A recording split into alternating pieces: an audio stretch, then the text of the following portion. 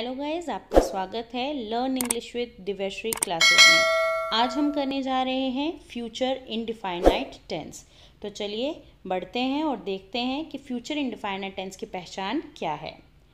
Guys, जब हम कोई भी बात आने वाले समय की करते हैं हमारे प्रेजेंट में खड़े होकर, तो ऐसे सेंटेंसेस का जो हिंदी में जब हम बात करते हैं उनका अंत गा, गे या गी से होगा।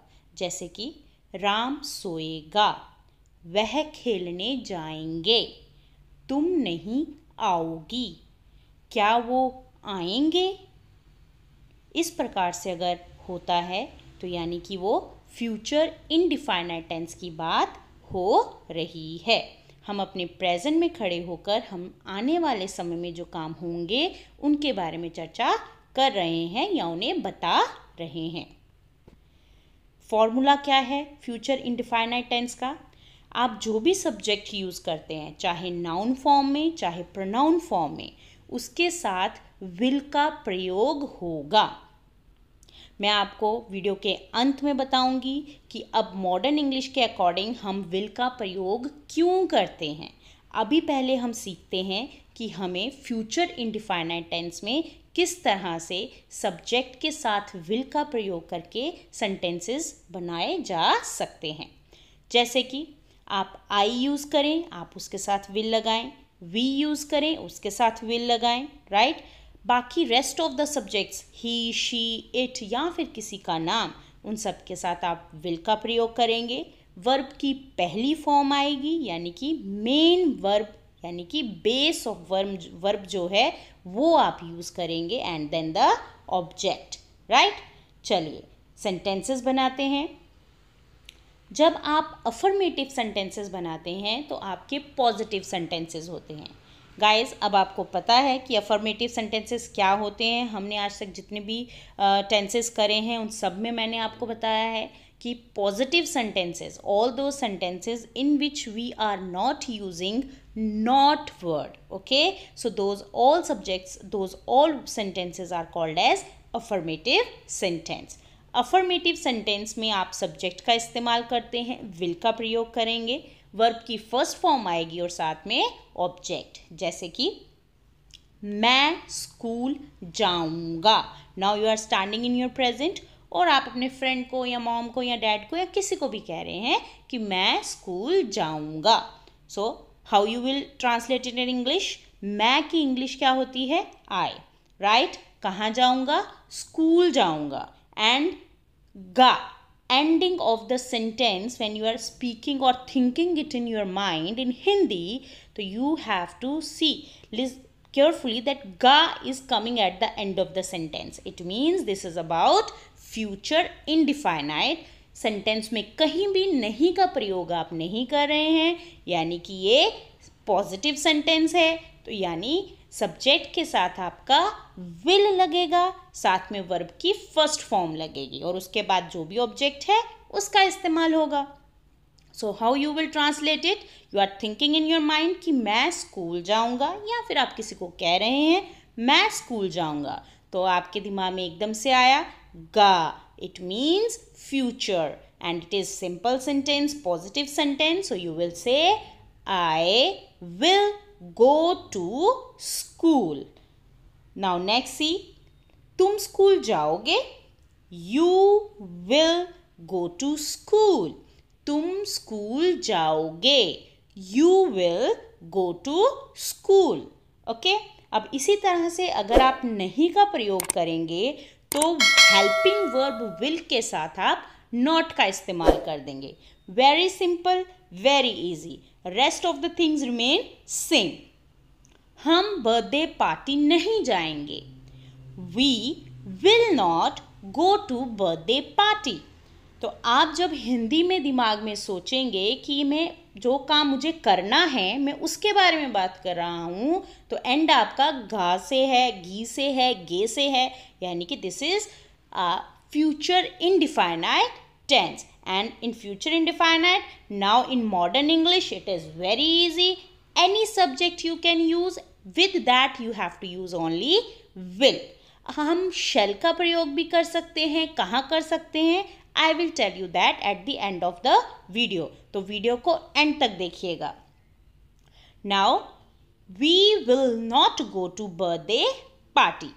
वो एग्ज़ाम में अच्छा करेंगे, वो एग्ज़ाम में अच्छा करेंगे. They will perform good in the exam. They will perform good in the exam or in exam. Okay, so this is correct, right? तो आप देख रहे हैं आप क्या यूज़ कर रहे हैं, आप सब्जेक्ट देख रहे हैं, आप will और वर्ब की फर्स्ट फॉर्म का इस्तेमाल कर रहे हैं उसके साथ, and then the object. Very simple, right? अब इसी तरह से अगर आप क्वेश्चंस फ्रेम करते हैं फ्यूचर टेंस में, फ्यूचर इनडिफाइनाइट टेंस में, तो आप क्या करेंगे? अब आपको WH वर्ड्स की पहचान तो हो गई होगी. अभी तक जितने भी हमने टेंसेस करे हैं उन सब में मैंने बार बार रिपीट किया है कि WH वर्ड्स से हम कब क्वेश्चन फ्रेम करते हैं और कब नहीं करते हैं, राइट? जिन्होंने नहीं देखी हैं वो मेरी सारे वीडियोस देखें, उन्हें सुने, ताकि आपके टेंसेस जो हैं वो और बेहतर और अच्छे तरीके से क्लियर हों. तो मैं अभी फिर से आपको बता दूंगी कि WH वर्ड्स का इस्तेमाल हम कब करते हैं, when you are framing the question. तो डियर स्टूडेंट, जब आप कोई क्वेश्चन पूछते हैं और उसमें आपको आंसर हाँ या ना के अलावा डिटेल में मिलता है, जैसे कि अगर मैं आपसे पूछूं क्या वह खेलने नहीं जाएंगे, क्या वह खेलने नहीं जाएंगे, तो आपने देखा यहाँ पर मैं अगर आपसे इस तरह का प्रश्न पूछूंगी तो जो आप मुझे आंसर दोगे, क्या आप उसका आंसर मुझे कैसे दोगे? हाँ या ना में दोगे, राइट? तो आप क्या कहेंगे? आप कहेंगे हाँ वो जाएगी, और अगर उसने नहीं जाना होगा तो आप कहेंगे नहीं वो नहीं जाएगी. तो it means here you will not start your question with question word. लेकिन वहीं अगर मैं ये कहूँ वे कहाँ खेलने जाएगी, then you are telling me about place, कि वो कहाँ खेलने जाएगी.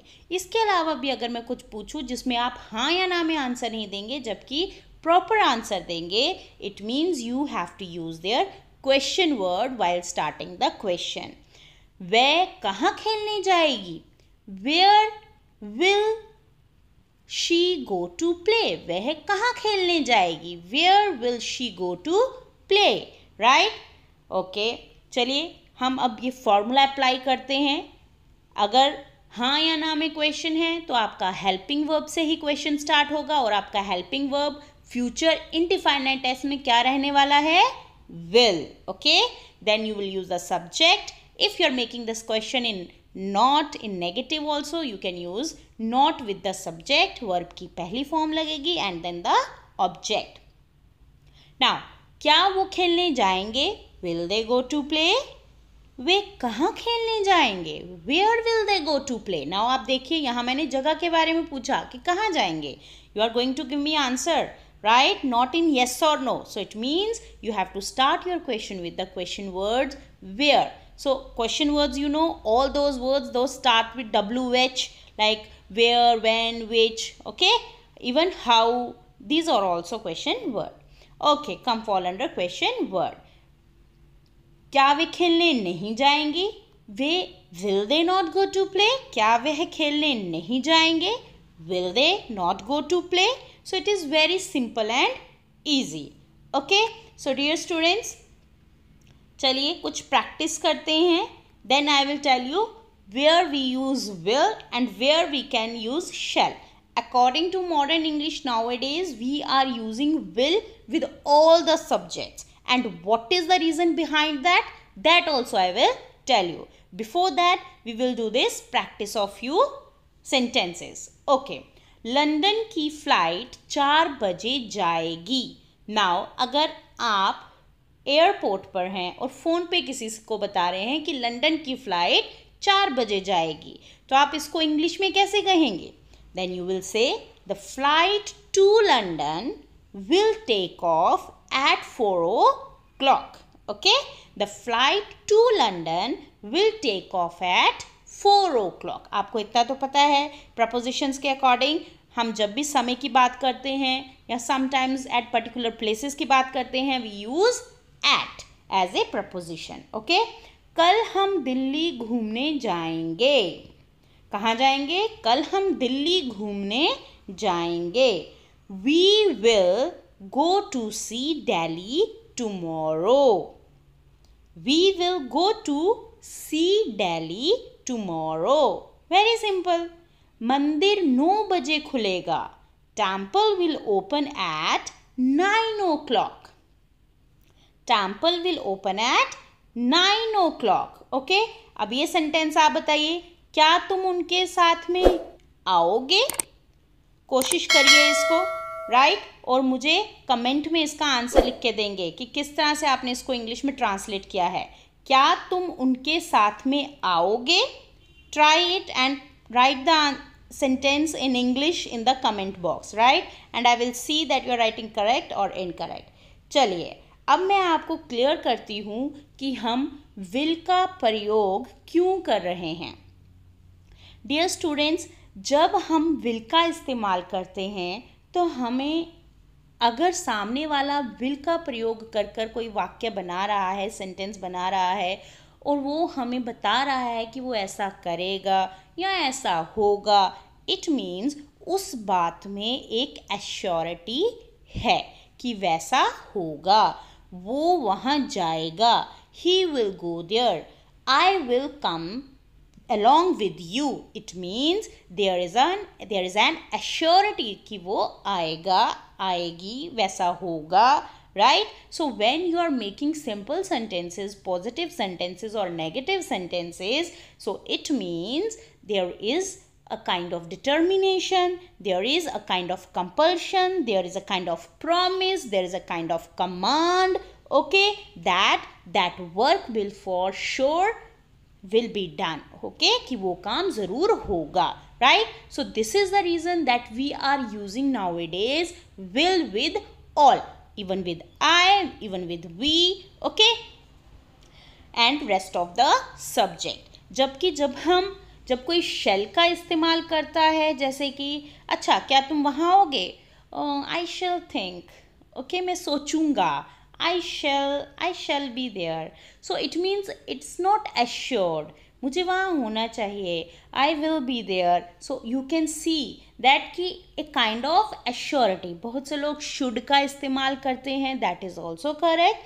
And use of shall and will, it is also correct. But when you are using the sentence with will subject, it means a kind of 100% assurity is there. And if someone is using shall while making the simple sentences, while telling you something, it means it is 50-50. Chances are there that that person will come or not will come, that work will be done or will not done, right? So a kind of 50-50 assurity. Then most of people use shall along with I and with we, okay? To neglect this confusion, to avoid this confusion, so according to modern English, we are now using will with all the subjects when framing sentences in future indefinite or in future tense, okay? Now dear students, when you are asking a question, like you are just means you are making a kind of suggestion, giving a kind of suggestion to someone, okay, or asking for a suggestion, you are just offering something, like in that way when you are asking questions, like if you are saying, shall I purchase that gift for her? Shall I purchase that gift for her? It means you are asking something this from someone, okay? So that time you can use shall, okay? That time you can use shall. Like you use shall for suggestions also and also for offer also. Like this, shall I go with her? Shall I go with her? So a kind of suggestion, a kind of offer when you are asking like that. Okay, shall I make a cup of tea for you? So it means when you are asking, you are taking permission from someone, you are asking a question, you are taking permission. So it means at that time you can frame the question with shall also, with I and we only. Are you getting? With I and we can use shall when we are framing question in which you are taking any suggestion or you are just taking any offer or giving any offer to someone. I hope आपको will और shall का जो difference है वो समझ में आ गया, that when we can use shall and when we can use will. Okay, before ending this video, again I am going to repeat the same thing. According to modern English, now we can frame our sentences in future tense while using the helping verb will. Okay, you can use I will, we will, right? Both are correct. And you can also use shall, but there when you are making the sentence, when you are using the helping verb shall with I and we, it means you are not giving a surety of that thing, whatever you are telling to someone. It is 50-50. Okay, understood? And when you are framing the questions, okay, where there you are giving any suggestion, taking any suggestion or any offer or proposal is there, then also while making questions with shall is absolutely correct. I hope students, all of you understood all these things. So when we use future indefinite tense for actions happening in future, okay, like offering actions, ordering, promising, possibilities or some predictions, any formal or informal, casual, pending or planned, means unplanned, any activities or anything is there, you can use will. I hope all of you understood that where we can use will and use of will with I and we, it is absolutely correct. And why we not use it, that also you understood in my this video. Thank you friends for watching. Have a nice day everyone.